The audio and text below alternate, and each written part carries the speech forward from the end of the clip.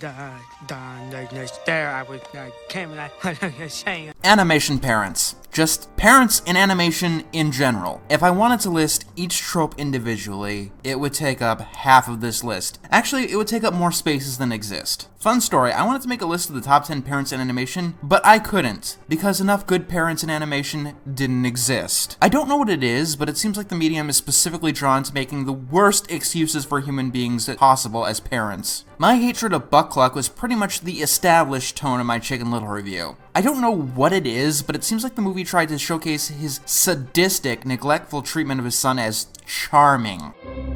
You gotta be ready to listen to your children, even if they have nothing to say. Animation is a medium that lends itself to extremes, as making something extreme and over the top tends to make it easier to mock and make fun of. But when the comedy ends up failing miserably, you get characters like Mr. and Mrs. Turner in the later seasons, who gleefully throw their hatred of having a son in Timmy's face. You know, when they aren't neglectful and oblivious to his existence. They're almost constantly tormenting him. It happens a lot in shows that have gone on way too long. By the end of the Rugrats, you spend episodes wondering how the babies haven't ended up dead because of how oblivious to the world their parents are. Sometimes it's necessary for the plot, like in Dexter's lab. If the parents were competent, we wouldn't have Dexter being able to hide his secret lab.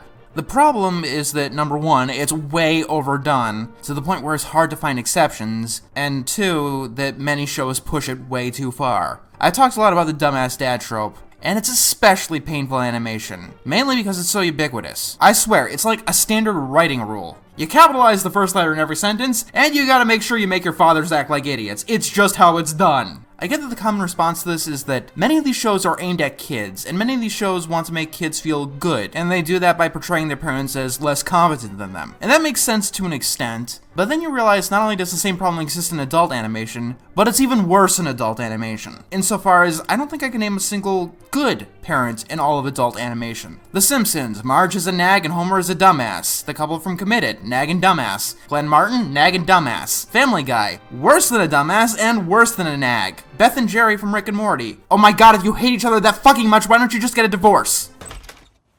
Jerry's going to spend some time divorced. Oh wait, they got a divorce, that's a relief. Oh my fucking god, how are you two even worse separate? Also, Brian Griffin is a parent in 3 episodes of Family Guy, and that makes me debate our validity as a species. Even if it's not particularly bad, this stock template is in pretty much any cartoon that I can think of. Danny Phantom, Jimmy Neutron, Rugrats, Fairly Odd Parents, The Replacements. And if it's not a parent, it's the prominent authority figure in the kid's life. I like many of these shows, but it's always something that I end up respecting a show less for. How can you be this creative if you end up using something so beaten into the dust? For movies, what do you get? Ignoring Buck Cluck, we've got Jasmine's father, who was a dumbass. We've got Judy Hopps' parents, who are closed-minded awful. Remy's father from Ratatouille, who is closed-minded. Jack Black's shark father, who is closed-minded. The Book of Life is a story about a father who is too close-minded to accept his son's lifestyle. How to Train Your Dragon is a story about a father who is too close-minded to accept his son's lifestyle. The Little Mermaid is a story about a father who is too close-minded to accept his daughter's lifestyle. Got a big twist on that one. Remember, the movie Ivan the Incredible is about a father who is too close-minded to accept his son's lifestyle, and you don't want to be anything like Ivan the Incredible. While many of the movies that I have mentioned are fantastic, like Ratatouille or How to Train Your Dragon, I'm not going to be kind to any movies using the same fucking template over and over again. It's done. Sure, let's pretend that all fathers everywhere are closed-minded to their kids' unusual choices. It's not interesting anymore. You can't interest me in a new story about this concept. This even annoys me in some of my favorite animated movies of all time. Inside Out, for example. The one joke in the movie that everyone hates boils down to the mother is a nag and the father's a sports-obsessed moron ignorant to his kids and his family. And this is ignoring the times that one or more of the parents is dead. Here's a trivia question. How many main series Disney films exist where both of the parents are alive until the end of the movie? Vote on your smartphones now! Out of the currently 56 animated canon films, less than a dozen of them have the parents living all the way through. Tangled was the first time that it had happened since Hercules, which came out a decade prior. Before that it was Milan in 1998, and before that it was 101 Dalmatians. A span of more than 30 years. And the only times it really affected the plot was in The Lion King and The Hunchback of Notre Dame. And that's what bugs me the most. When parents are dead in animated movies, it just always seems so arbitrary, like a random decision because the designers just didn't want to spend extra effort animating another parent. This death doesn't affect the main character character at all. Maybe it'll come up about how the living parent isn't like the dead one at one tiny part, but that's about it. Sometimes you do get a story delving into the trauma and the emotions that this causes, like with Lilo and Stitch or Meet the Robinsons. But more often it's like in Aladdin. Jasmine's mother ends up dead, but it doesn't seem to affect anything about her in the entire movie. It took until Aladdin 3 before Aladdin decided to care at all about his parents. The death of a parent is something that always affects you, even if it happened when you were young. I don't know why animated films and even television shows keep doing this. You know, besides a cruel, sadistic tradition. Maybe they've gotten the perception that all animation parents are awful, and the only way to give the child character a remotely happy life is to kill them off.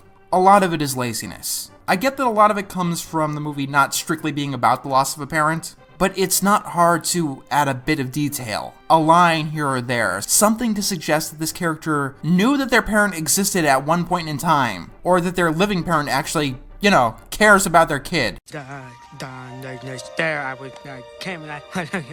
Once again, I've ranted on this in a recent review, so I don't want to go too far into it. But to give you an overview, I'm sick and tired of cartoons and animated movies breaking stereotypes in the laziest way possible, usually just for marketing or social brownie points. True to form, not only animation has been doing this as of late, but animation is specifically good at exaggerating, and when most try to tell morals using animation or one of these characters I'm going to mention, they tend to end up forgetting the nuance that's an absolute necessity if you want to tackle this kind of subject matter. You've probably heard of one of these characters before, I'm sure. Can a young woman break the glass ceiling and prove once and for all that a female can be just as good an athlete as a male? You know, Amy, anytime someone calls attention to the breaking of gender rules, it ultimately undermines the concept of gender equality by implying that this is an exception and not the status quo. Fucking genius! They added a female character because they didn't want to be accused of being sexist for not having a female character, and that's the only reason that they added this female character. But they don't know what to do with her, so they make her loud and obnoxious about being a girl. And she doesn't need no one, and how she could beat up all of the boys. She's not like those other girls. This girl is different than the other girls. She doesn't fall into stereotypes. She's a tomboy and she loves sports. You know, like every other fucking tomboy stereotype in media history. It's funny how only male characters are allowed to be masculine and actually hate sports.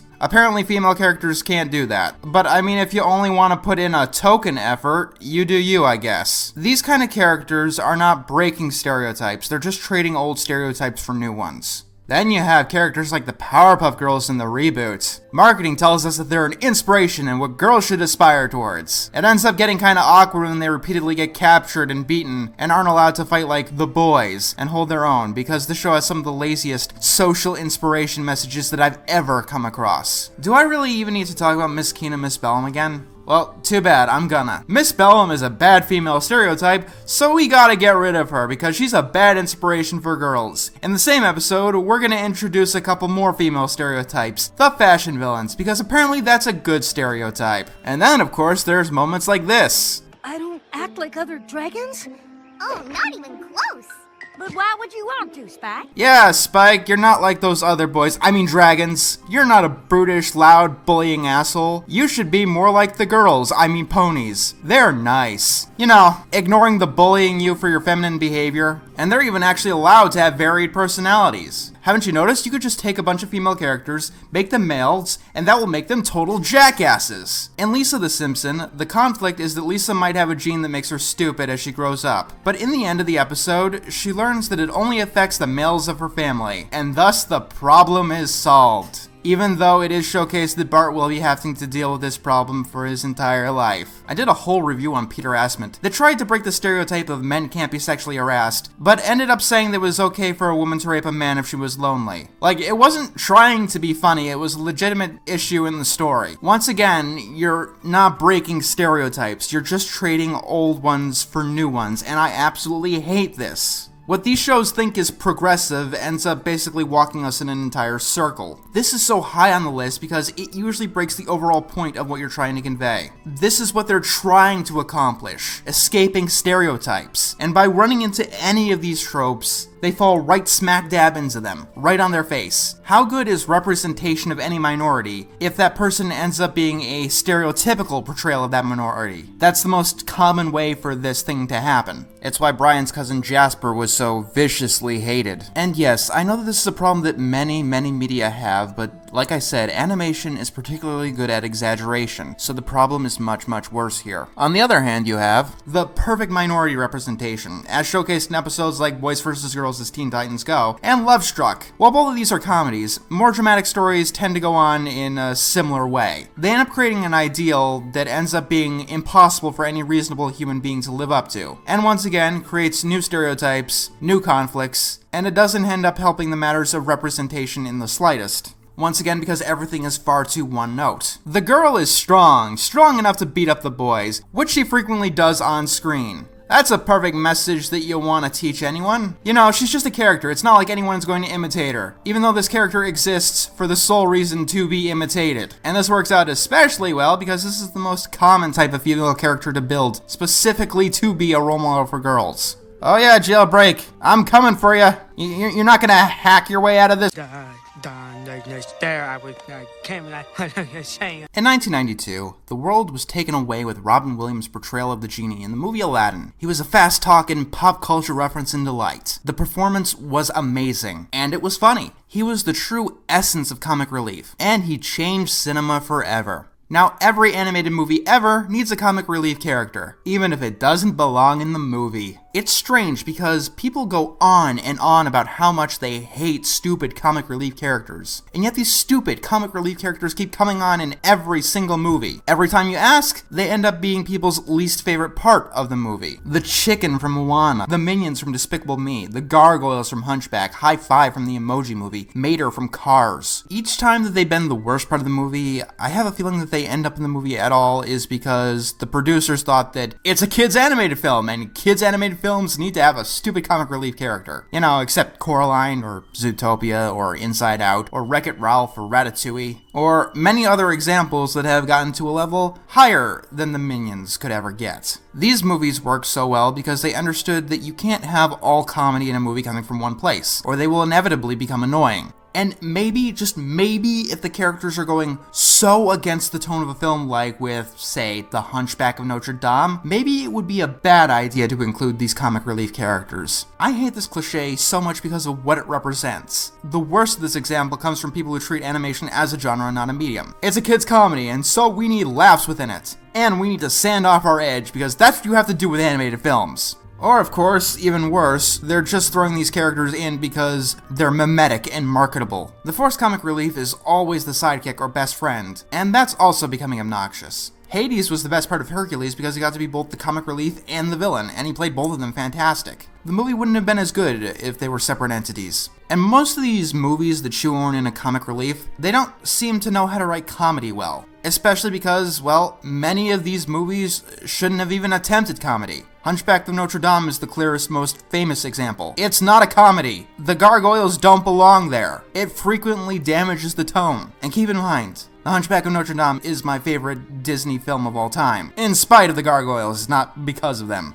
Then you have the chicken from Moana, which was just pointless comic relief for having the sake of pointless comic relief. Because every movie needs to have a comic relief, except you're Disney and you're supposed to be better than this. This is why people were so apprehensive of Frozen when they unveiled Olaf before the movie even came out. Because even back in 2012, people knew the comic relief characters that didn't need to be in the goddamn movie were the worst. Luckily, Olaf managed to be one of the more tolerable examples, although he still has his moments. And of course, the poison of the trend makes me more apprehensive to any future attempts. Also, you can't mention forced comic relief characters without talking about the Minions. The Minions are proof that this trope is only going to get worse and more stale as time goes on. Other things get ripped off too, like South Park's shock humor or Ren and Stimpy's Gross Out, or Shrek. The difference is that the Minions not only have never had any good influence on animation, but I'm fairly sure that they will never have a good influence on animation. You can make shock humor work. You can't make Minions ripoffs work. It's always the same shtick. The only thing you can really say about them, the only positive benefit that they've had, is that they've kept Illumination pictures alive. With movies like Sing, The Lorax, and The Minions movie, that's debatable. Seriously, I watched the Minions movie recently and it is the most tedious fucking thing ever. But that's a story for another day. There I was came and I saying. Animation villains are great, aren't they? Actually, I think that's a bit of a misstatement. Animation villains, especially Disney villains, have been great in the past. We've had characters like Frollo, Jafar, Ursula, Gaston, all memorable for all the right reasons. Oh, Anna. If only there was someone out there who loved you. In the modern era, we've got characters like Hans and Bellwether, both characters that are the worst parts of their respective movie. This is because Disney has become obsessed with the twist villain, and it seems like other studios are starting to pick it up. Hello, Smiler, and this bugs the hell out of me. Do you want to know why Disney villains of the past are so memorable and why the modern ones, well, aren't? It's because we got to spend the whole movie with them. We learn about them and their hopes and desires like we should for any character. It's not reserved for just the good guys, the heroes. Villains require depth too. They're not just forces of nature. This is why Hades is significantly more memorable than the Titans. Sure, the Titans are more destructive, but Hades is the one with the charisma and the personality. We know about him and what he wants and what he's willing to go through to get it. And we've known that from the beginning. On the other end of the spectrum, we get Assistant Mayor Bellwether, one of my least favorite Disney villains of all time, especially when you compare her to someone like Frollo, one of my favorite villains of all time. This is especially striking when you consider the similarities. Both of them want to oppress a specific class of people, both of them appear respectable to the public, both of them end up manipulating the hero of the movie instead of evil ends. However, even though Bellwether ends up more successful in her aims, she is a lot less memorable in the end. Why? Because we only got to know Bellwether the villain in the last 5 minutes of the movie. And anything else that we learned and knew about her, well, it was a lie.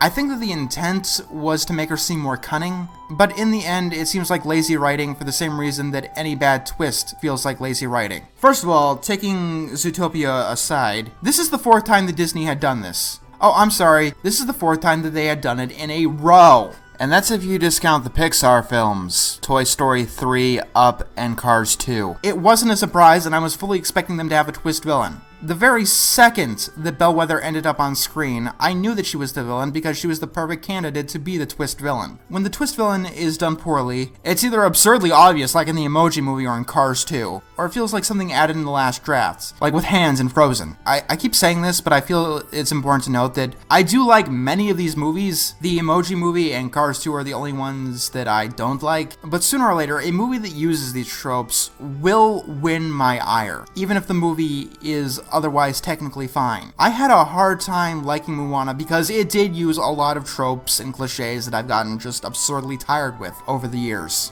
When it comes to twist villains, at its worst, like with so many Disney movies of the 2010s, it feels like the movie made their villain a twist villain so they could actually get out of spending time and effort, well, writing a villain. After all, if you couldn't pick up on the signs that weren't there, it just means that they were too clever for you, right? After all, Hans turning is supposed to be jarring. It's not a last-minute change to add some tension because the movie was running short. Bellwether turning was supposed to come out of nowhere. She was clever enough to hide the clues. Were you clever enough to find them? Honestly, Bellwether was just so predictable and so forced in, which you'd think were opposing concepts, but Bellwether taught me no, they're not. You could be absurdly predictable and absurdly forced at the same time. Think about this, Moana was the first Disney animated film in half a decade to not have a twist villain. That's a long time. It's not clever. It was clever in Wreck-It Ralph, the one that really kicked off this trend, but that's because we got to know King Candy as a villain halfway through, not at the very end of the film, and he was a consistent character all the way through. Hans at the beginning and the end of the movie are two separate characters. And honestly, Wreck-It Ralph and King Candy is getting to be a kind of a South Park kind of deal, where I hate that it was done so well because now it seems like Disney won't stop fucking doing it. Then again, they've been doing this since Atlantis. I'm sorry, they've been doing this since Tarzan. Those villains are so practically identical that they run together in my head. The only reason Bellwether doesn't join them is because she's a sheep. That's not a joke. I'm being actually serious. I find that it's borderline impossible to have both a twist villain and an interesting villain. They seem antithetical to each other. I don't care if it was the innocent guy in the back, the hero's love interest, the best friend, or even the hero themselves. They've all been done, and especially recently. And I'm probably going to pick up on anything you throw me. The best example I can think of is Jack Silver from Treasure Planet. He's technically a twist villain, but only technically. It's pretty obvious to the audience that he's a bad guy. And so, it adds a very interesting character dynamic that makes him a stronger character. Dramatic irony is quite useful. We get to know Jack Silver's debate, wanting the treasure, but also wanting to take care of and not use this kid he's forced to watch. Compare him to Hans. Great, everything that I knew about him was a lie, and I need to start over where he's basically just a generic evil guy with a plan. That makes him so memorable. There I was came and saying. And now, because I only had 11 numbers, and there are literally thousands of potential candidates, here's some honorable mentions. All animated movies must be 3D, unless they're based on a TV show. I guess we all have our cliches. I didn't mention this one on the list because it rarely affects my overall enjoyment of the actual movies, but yeah, I do miss 2D animation not based on a television show, especially because the decision to make a movie 3D seems to be largely arbitrary. You can make a movie like Frozen or Tangled in 2D easily without changing anything. All stop-motion movies must be creepy or horror. I get that stop-motion can be uncanny and move in a creepy way, but that doesn't mean that every single stop-motion film ever should try to be the next Nightmare Before Christmas or Coraline. I'd also like to see that tackle more genres as well. Twins acting exactly the same, or cartoon episodes taking on the clones plot. It's amazing how often you get these tropes. You see, it allows them to save a lot of work because they can use the same character design once, twice, or even more, without any extra work. And it's even worse when the twins act exactly the same. Pretend you have integrity and write different characters once in a while. Songs interrupted by dialogue. You know what I love listening to when looking up my favorite animated movie songs on YouTube? That minute-long stretch of dialogue that breaks up the flow because no one bothered to cut it out. The Two Douchebags cartoon. Your fanboy and chum-chums, your Sanjays and Craigs, your breadwinners. I left this one off the list because it seems to be mostly dying, but it's still annoying going back to watch those late 2000s shows. Memes. Memes in animation are stupid. The time that it takes to animate something means that the meme is going to be irrelevant and out of date by the time the animation goes to air. It's always tacky. Gross out and shock humor. I've already talked about this one enough, so I thought that I'd keep it off the list. I still don't get it. The emotion of disgust isn't appealing in any way. It's literally programmed to do the opposite of being appealing. Movies about what your whatever does when you're not looking. Toys, cars, emotions, emojis, sausages, tampons, doesn't matter. If you're making an animated movie about this concept, you're fighting an uphill battle to make your movie interesting, because it is so beaten into the ground. It wasn't even original when Toy Story did it. It's certainly not original and it's been done by every mainstream animated film since. Adding in useless characters. Dill from Rugrats, Sparky from Fairly Odd Parents, Bliss from Powerpuff 2016. This desperate attempt to save ratings largely seems like it's the death knell of any show. Refusing to age up your characters. This has been touted as one of the benefits of animation, but when you get down to it, it seems to be more of a hindrance at best and a crutch at worst, as shows become a zombie of themselves like with The Simpsons or with Fairly Odd Parents. I get the want to keep your kid characters at the same age for all time, but the way I see it is that most cartoons that get to the point where aging up their characters would be a problem have gotten stale, rote, and routine, and having their child characters actually grow up and go through new milestones in their life would actually do something to keep their shows special, refreshing, and interesting. DreamWorks face. Basically, because Shrek had this face in advertising, all animation films ever need to have this exact same expression. Also, we should probably throw in every single animated trailer being exactly the same. And I guess we should also throw in Shrek. Just everything about Shrek. Shrek had like a monstrous bad influence on animated movies, like just the worst. Many things on this list come specifically because of Shrek. And it seems like all of the horrible trends nowadays came because of that movie. And finally, keeping the same voice in a body swap episode. You're lazy and you have no faith in your audience's intelligence. And now, without further ado, it's time for the moment you've been waiting for. Duh.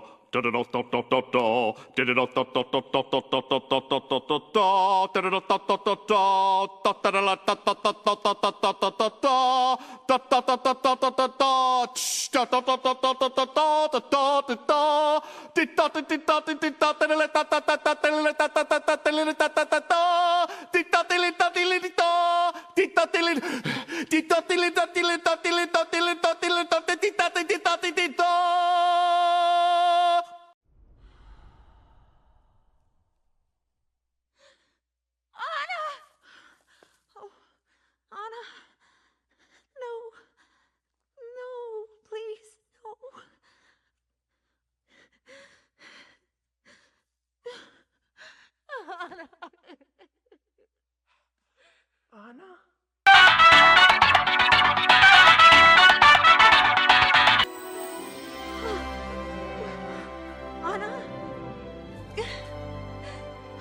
I'm not even gonna try to be hesitant or funny or whatever when I say that the worst trope in animation is the fake-out death. I don't think that I have to describe this one in any detail. It's that moment where whoever is not really dead because of fairy dust, a wish, tears, a literal reset button, or for no fucking reason at all. Silly heroes, death only exists for bad people. Any movie that tries to pull this stunt off should quite frankly be ashamed of itself. There is no reason to even try and attempt this anymore. Not even for comedy, because it's long past the point of being funny. Yeah, I get it, no one really dies in cinema.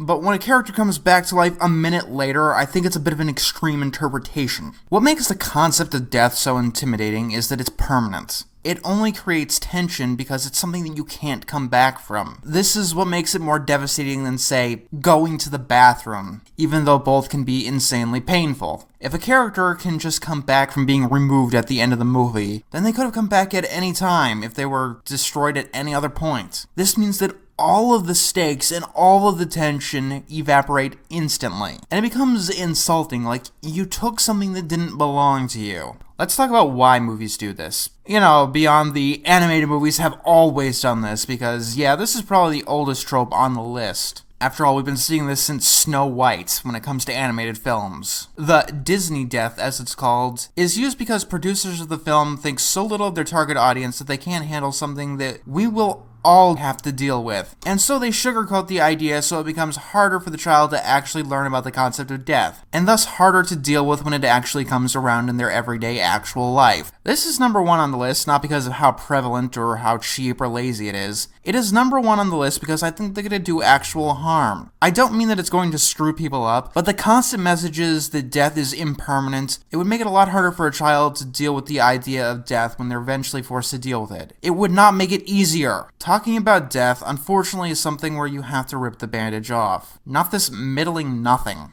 I get it. Death is a difficult idea to deal with. Even as a grown adult, I have difficulty with all of its implications myself, but at no point would I ever want to be lied to about it in that it's a thing that doesn't exist. If a child had someone in their life that was dying, watching these movies back to back would confuse them at best, or give them a false hope at worst, that someone might finally cure that terminally ill family member at the last moment, or actually revive the dead. If they have had someone die, especially recently, this trope might piss them off, or give them complicated emotions that they do not need. And if they've never had someone die, this is a terrible introduction to the concept, and it's going to make it much harder to realistically explain death to them when the time comes. And as much as we hate to think about it, this is something that's going to come up one way or another. A character dying is a point of movies like Bambi and The Lion King. And anyone who would want to say that this kind of trash trope can make a film better, or easier to deal with, would you argue that either of those films would be better if Bambi's mom or Mufasa came back to life at some point? You're not sparing the emotions of a child by doing this. You're just holding off the inevitable, and making it a lot harsher when the inevitable comes crashing down. This is the most blatant and brazen form of talking down to a child that I can think of, and not taking them seriously.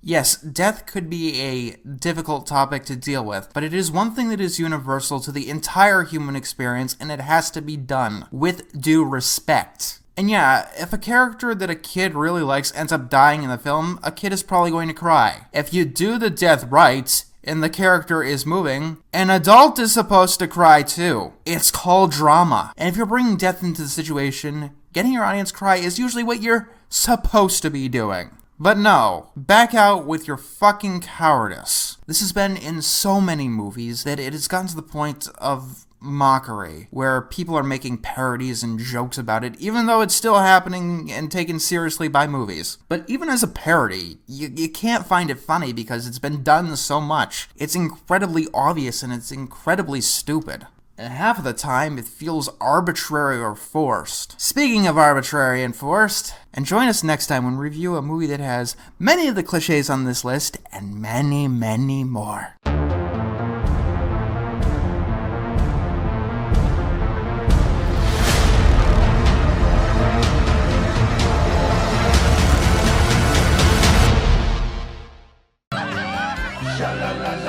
Don't be scared, you got the mood prepared. Go on and kiss the girl.